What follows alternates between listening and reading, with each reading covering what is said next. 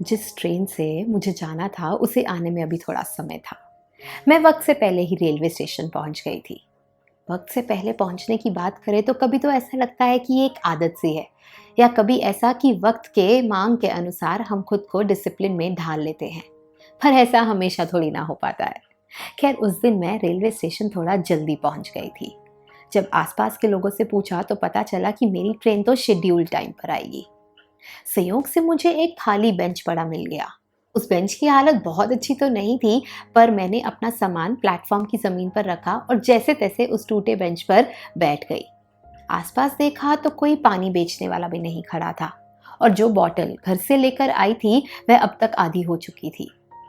खैर, इस बात की तसल्ली थी कि ट्रेन में जो पानी की बॉटल मिलेगी उससे तो रात कट ही जाएगी। 13-14 घंटे का मुझे सफर तय करना था, और मेरा साथ देने के लिए मेरे साथ थी मेरी एक किताब। हाथ में ही थी, तो वहां बैठकर मैं किताब को खोलकर पढ़ने लगी या उसके पन्ने पलटने लगी। जब स्टेशन की घड़ी की ओर देखा तो शाम के 4 बज रहे थे, और मेरे कानों में बहुत सी आवाजें पड़ रही थी। कहीं पर कोई कुली से इसलिए लड़ रहा था क्योंकि उन्हें लग रहा था कि कुली ने अपनी मेहनत से ज्यादा पैसे मांग लिए थे। तो मैं सोचने लगी कि ऐसा कार्य करवाने से पहले क्या हमें कीमत पहले ही तय कर लेनी चाहिए, ताकि बाद में चिक चिक ना हो, या फिर बाद में मोल भाव के रस लेने चाहिए। और जब मेरा ध्यान यहाँ से हटकर दूसरी दृश्य की ओर गया तो कुछ दोस्त मिलकर इस बात की खुशियां मना रहे थे कि कैसे वे अपने मैनेजर से 4 दिन की छुट्टी लेने में कामयाब हुए हैं और घूमने जा रहे हैं कहीं बहुत अच्छी जगह पर। काम से छुट्टियां लेना आसान बात तो नहीं होती, तो यकीनन ये एक खुशी का पल था उनके लिए जो वह आपस में बांट रहे थे। आदमी काम से छुट्टी कब लेता है? जब वह थक जाता है, या जब वह अपने काम में दिल नहीं लगा पा रहा होता।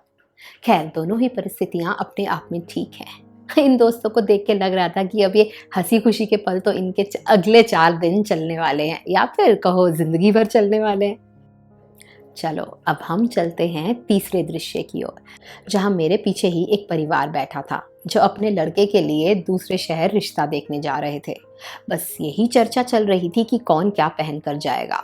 और फिर उनमें से एक लड़की ने बड़ी बुलंद आवाज में सबको चेतावनी दी और कहा कि रिश्ते के लिए जिस लड़की को देखने जा रहे हैं ना, उससे बेवजह कोई सवाल जवाब नहीं किए जाएंगे जिससे कि वे परेशान हो। उस परिवार के लोग उस लड़की को बहुत ध्यान से सुन रहे थे। क्या मालूम वह लड़के की बहन ही हो।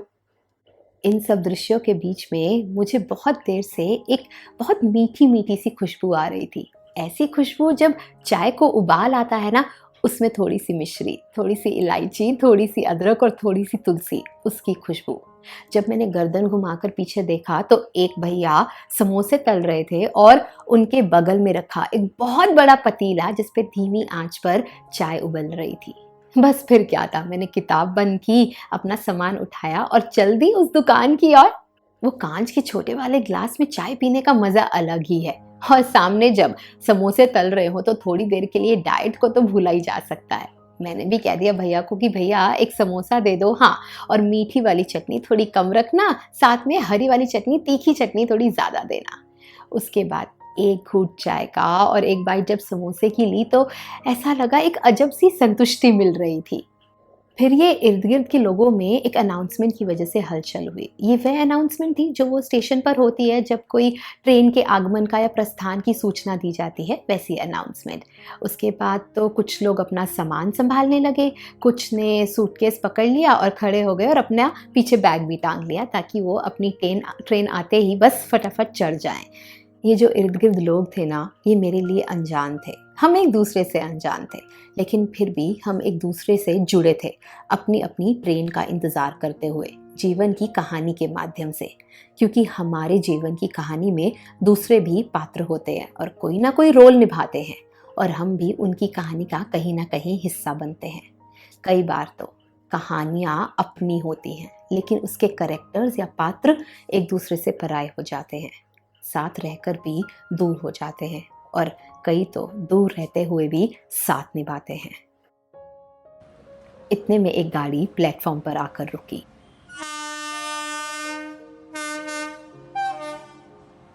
2 मिनट का समय था उस गाड़ी के पास। कुछ लोग अपना सामान लेकर उतर रहे थे, उनकी मंजिल जो आ गई थी, और कुछ इसी 2 मिनट में गाड़ी पर चढ़ चुके थे अपनी तय की गई नई मंजिल की ओर। चाय वाले भैया को मैंने 20 रुपए दिए और फिर जब सामने देखा तो सामने खड़ी ट्रेन भी अब धीरे धीरे सरकने लगी थी। प्लेटफॉर्म भी खाली सा हो गया था। एक अजीब सी नीरव सी शांति थी वहां पर।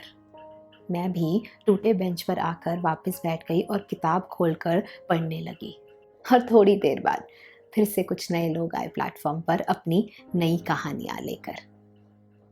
उस दिन मेरी ट्रेन में आने में अभी समय था। मैं वक्त से पहले पहुंच गई थी रेलवे स्टेशन।